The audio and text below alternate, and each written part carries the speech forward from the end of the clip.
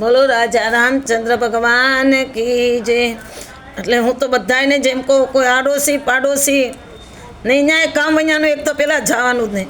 કદાપી પાડોશણ આવે તો કાંઈ પણ બોલે એ પહેલાં જેને બંધ કરી દેવાની, કે તમને અંદર ઘરમાં બધવી ન મારે. એ લોકોને તો મજા પડતી હોય કે આ લોકો બાંધે તો સારું, આ લોકો કજ્જા કરે તો આ લોકો નોખા થઈ જાય, તો જેનું કામ થાય.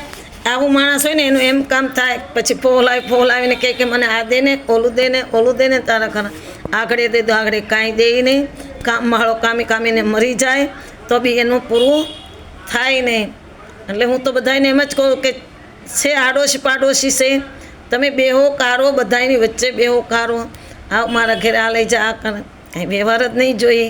બસ મારે ભગવાન નામ લેવું છે તારે. હા, ઘરમાં ન હોય એના ઘરમાં કાંઈ તો ખાવાનું દેવાનું, એને કાંઈ અનાજ છે આ છે, તમે 5 કિલો 10 કિલો 20 કિલો નાખી દો, એ એક વાત અલગ છે કે ગરીબ છે. પણ તમારી કોઈ આઘાપાછી કરવા આવે ને, તમારા પરિવારમાં તમને બધવીને નોખા કરવા પાડવામાં આવે ને, ત્યારે એને કહી દેવાય કે બેન તું તારા ઘરે જા, અમારે આવો ટાઈમ નથી, અમે સુખીથી રહીશી, અમે એને સુખે રહેવા દે તો જ તમે સુખી થાઓ. બાકી તમે તારીને મારીને કરતો હોય ને એને ઘરમાં બેડીને સાંભળે અને તમે એકાબીજા નોખા પડી જાઓ, એટલે એમાં કોઈ જ લાભ તમને ન મળે. તમે શાંતિથી રહો. આ રામાયણ છે એ પણ શાંતિથી જ રહેવાનો સંદેશ દે છે. જે રામાયણ સાંભળે છે, જે રામાયણ ગાય છે, એનું તો કલ્યાણ જ થઈ જાય છે. એની મનોકામના તો પૂરી રામ જ કરે છે. અને મારો હનુમાનજી મહારાજ પણ કરી દે એની મનોકામના પૂર્ણ. તમને કાયમ તમે અટવાણા હો તો તમે 11 દિવસ સુધી 11 વાર પણ રામ નામના પાઠ કરો, દીવાની સાક્ષી કાયમ, તો બી તમારું કામ પૂરું થઈ જાય. એથી કામ ન પૂરું થાય તમારે 21 દિવસ સુધી કરવાનું. પણ ભગવાનની પાસે શ્રદ્ધા રાખવાની કે તું મારું કામ પૂરું કરવાનો જ છે, અને કરે જ. હકીકત સત્યની વાત છે, કરે જ. ભગવાન હનુમાન દાતા કોઈ બીનું કામ પૂરું કરે. એ કોઈને રોતા જોઈ શકતા દેવી દેવતા કે હનુમાન દાદા નથી. આપણે ભલે કોઈક રોતા હોય ને જોઈ શકીએ કે આપણું કઠોર હૃદય હોય, પણ દેવતાનું કોઈ કઠોર હૃદય નથી. એ તરત તમને સહાય થઈ જાય. તમે 21 દિવસ સુધી રામ નામનો પાઠ 11 વાર કાયમ રામ નામના હનુમાન ચાલીસા 11 વાર બોલવાના, દીવાની સાક્ષીએ. એક દિવસ અડધી કલાક વહેલા ઉઠી જાઓ ને. એમાં શું છે, આપણે 5 વાગે ઉઠતા હોય તો 4:30 ઉઠવાનું, 6 વાગે ઉઠતા હોય 5:30 ઉઠીને નાહી ધોઈને હનુમાન ચાલીસા બોલીને આપણે ખાઈ પીને કામે જતા હોય તો તમારે જવાનું. તમે બહુ અતિશય તમને એમ થાય કે અમારી માથે કષ્ટ છે, જાતું નથી, નીકળતું નથી, તો તમે શનિવારના પણ ઉપવાસ કરો તો પણ હનુમાન દાદા તમારું કામ પૂર્ણ કરે છે. ગમે એવો માણસ હોય એનું કામ પૂર્ણ કરે ભગવાન. ભગવાનથી મોટું કોઈ દુનિયામાં નથી. ભગવાન સર્વશ્રેષ્ઠ છે અને બધાને દુઃખ જાણનારા છે ને સુખ પણ આપનારા છે ભગવાન. અમુક ટાઈમે તમારી પરીક્ષા થતી હોય હોતા, પરીક્ષા થતી હોય એટલે ભગવાન એમ પણ જાણતો હોય કે આ મને ભૂલી જાય છે, આ મને મૂકી દે છે. ભગવાન એ હાટું તમારી પરીક્ષા કરતા હોય, પણ નહીં, કોઈ દિવસ ભગવાનને નહીં છોડવાના. દુનિયા છોડે તો ભલે છોડે, પણ હે મારા નાથ, હે હનુમાનજી મહારાજ, તું મને નહીં છોડતો. હે મા ભવાની, ભગીરથી, ગંગા મૈયા, માતાજી, હે રામ, તું મને નહીં છોડતો. તમને દુઃખ સુખમાં દીકરા દીકરી પણ છોડી દે, એવું નથી કે નહીં છોડે, એ પણ તમને છોડી દે. પણ ત્યારે પ્રાર્થના કરવાની કે હે ભગવાન, આ બધાય મને છોડે છે, ભલે છોડે, કંઈ વાંધો નહીં, હિંમત નહીં હારવાની. ભગવાનને કહેવાનું કે દુનિયા છોડે તો ભલે છોડે, છોડવા દે, મારે દુનિયાનું નથી કાંઈ પરવા, પણ તું મને નહીં છોડતો મારા નાથ, કે મારે આખી જિંદગી તારી પાસે છેલ્લે આવવાનું જ છે ભગવાન. એટલે તમને અફસોસ નહીં કરવાનો કે આ મને નથી બોલાવતું, ઓલો મને નથી બોલાવતું, ઓલો મને નથી બોલાવતું. કાંઈ નહીં, સમય આવે બધાય બોલાવે. એને ભગવાન પ્રેરણા કરે તો એ પણ બોલાવે, એ પણ આપણી પાસે. કોઈક એમ કે તને આ આમ કીધું, આ કંઈ નથી, કંઈ મને કંઈ નથી કીધું ભાઈ, મારે કોઈને આરે વેર ઝેર કરવું નથી, પણ મારા છે એટલે મારી પાસે આવ્યા. છેલ્લે આપણી પાસે આપણા આવે જ. એને સાચું સમજાય ત્યારે એ લોકો આપણી પાસે આવે. પણ કોઈ ખોટું ભરાવી દે એટલે એને એમ થાય કે ઓ આ મારી મા છે કે મારો બાપ છે કે મારો ભાઈ છે કે મારું આટલું બધું કહિત કરી નાખ્યું. નહીં, કોઈ દિવસ નહીં કરે.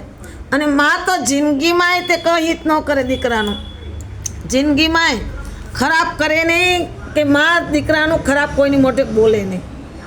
કે એના દીકરા દીકરી પણ માને વાલા હોય, જે એ હોય ને એથી હરાય એના દીકરા દીકરી બી વાલા હોય. માણસ ગમે એટલું કાંઈ પણ સમજાવે પણ આપણી બુદ્ધિને ભ્રમ નહીં કરવાની કે હા મારી માં આમ બોલી ગયો, મારો ભાઈ આમ બોલ્યો હશે, મારો બાપ આમ બોલ્યો. ના ના ના, માં બાપ કોઈ દી દીકરાઓનું ખરાબ ન કરે, ગમે એમ થઈ જાય. કોઈ દી કોઈ કાંઈ બોલે, કોઈ કાંઈ બોલે, હું તો એમ જ કહું મગજમાં બી નહીં લેવાનું, કાંઈ નહીં છે મારી નજરની સામે આવે ત્યારે જોવાઈ જાય છે એમ કરીને પણ છોડી દેવાનું. હકીકત જ આમ હું કર્યું, કઈ કઈ સાંભળીને હું ફાયદો કાઢ્યો, કઈ કઈ આ બધાને જ કાલ આવશે એમાં છે કે કઈ કઈ બધાને નોખા નોખા કરી દે, રાજાને બી જીવ લઈ લે, આ બધું અને આખી દુનિયા કઈ કઈને ગાળું દે એ નોખું. એટલે જે પણ આઘાપાસી કરે ને હું તો એમ જ કહું કોઈ કોઈની આઘાપાસી કરવા નહીં જાઓ. તમને ભગવાને ટાઈમ દીધો તો તમે ભગવાનનું ભજન કરો, ભગવાનનું નામ લ્યો, તમે હારા માણસને હારી શિખામણ આપો. કોઈ બેન દીકરીને પણ હારે જાતિને હારી શિખામણ આપવાની કે બેન તું તારા પરિવારને હાચવીને બેસજે. તને ટાઈમ એમ કહે કે હા જા, અટાણની સાસુ કહે જ છે, અટાણની સાસુ હાર્યું છે તરત કહે કે બાપા જાઓ આટો મારી આવો તમારા મા બાપની પાસે, મળી આવો જાઓ તમારા મા બાપને. અટાણની હા હું પોતે આમો હાલીને જ કહે છે. હવે પહેલાં જેવું કાંઈ નથી કે આવા નહીં જા દે, જવા નહીં દે. હવે બધાય જવા આવવા દઈશ, ખાવા પીવા દઈશ, હોની હાથે ખાવા પીવા. પહેલાં એવું નહોતું. પહેલાં વાહિદા તો એટલા બધા કરાવતા, કામ પણ એટલા કરાવતા, ને ખાવામાં દૂધે બી પ્યાલો જ તો પ્યાલો જ તમારે ખાવાનું, છાશ એટલી જ એવું જ હતું પહેલાં. અને કામ તો કરવું જ પડતું હતું.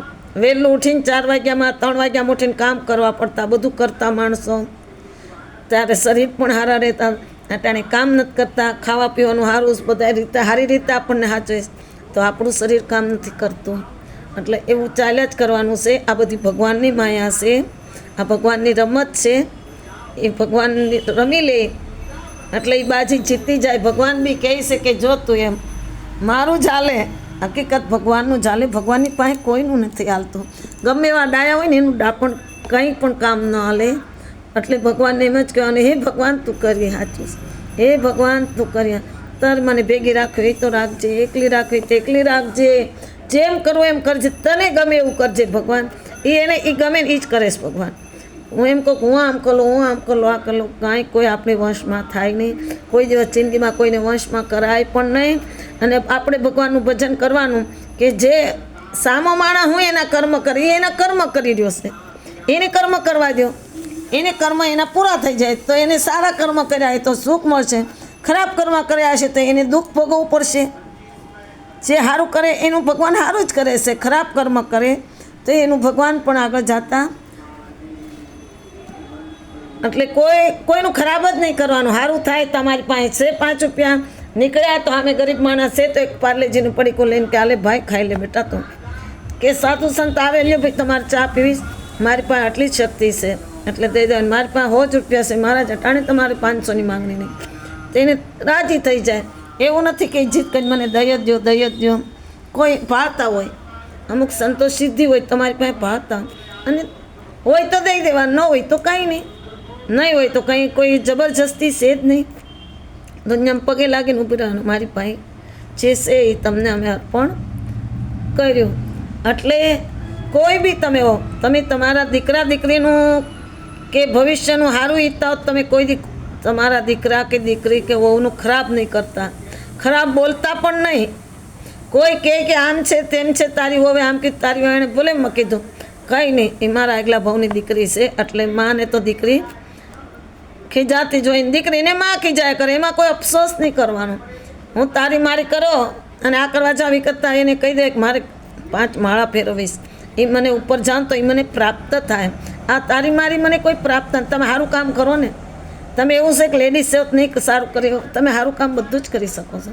તમે સારું કરો, કોઈનું સારું કરો, પાડોશીનું પણ સારું કરો. તમે સારું કરશો એટલે ભગવાન અવશ્ય તમારું સારું કરશે.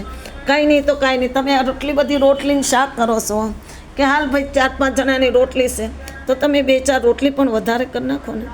કે ગાય છે કૂતરું છે, ગાય કૂતરું ન મળે, કોઈ ગરીબ માણસ નીકળે કે આવે કે જાઓ તમે બહાર તો એક આદમીને કહી દે નહીં જાઓ 2 રોટલીને શાક ભાઈ જરીક કોઈ ગરીબ માણસને તમે ખવડાવે, એ પણ એક અન્નદાન છે.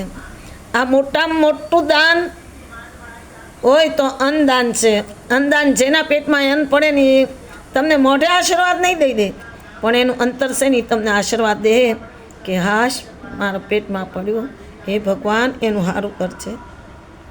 માણસ તમે ઢગલો રૂપિયા દે ને તો નહીં ધરાય, ઢગલો કપડાં અસ્ત્ર રહે તો પણ નહીં ધરાય, પણ એના પેટમાં પેટ ભરીને ખાઈ લે ને ત્યાં હાશ કે મેં ધરાઈને ખાધું, સારું હતું. બસ આપણે એ જોઈને તમે જમવા જાઓ ને આનો પણ આવું છે હકીકત નહીં કરવાનું. જે ભગવાન તમારા કિસ્મતમાં હોય એ તમને ખાવાનું મળે. તમારે લાડવા ચૂરમા લાપસીને ભજીયાને ખાવા ને પણ તમારા ઘરમાં તમારા કિસ્મતમાં જ શાક ને રોટલો મળે ને તો તમને ભગવાન શાક રોટલો જ પગાડી દે. તમારે ક્યાંય જવાનું થાય, બહાર જવાનું થાય, ઓલું ખાવું ત્યાંથી ભાગવું પડે અને આવીને ઘરે પાછો શાક રોટલો. એટલે ભાગમાં લખેલું આવવું જોઈએ બધું. દીકરા દીકરી બધું ધન વૈભવ લક્ષ્મી ધણી બધું ભાગમાં હોવું જોઈએ, એ જ તમને પ્રાપ્ત થાય.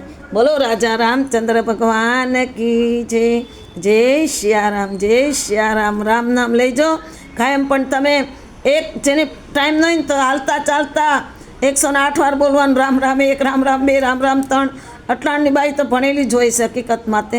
તમે 108 વાર રામ નામ લ્યો ને તોય તમારું કલ્યાણ થઈ જાય. તમે નાવા બેહો ત્યારે 108 વાર રામ રામ રામ રામ સીતારામ સીતારામ કરતાં કરતાં લોટા ધરો, તમારું દુઃખ દર્દ હોય જાતું જાય.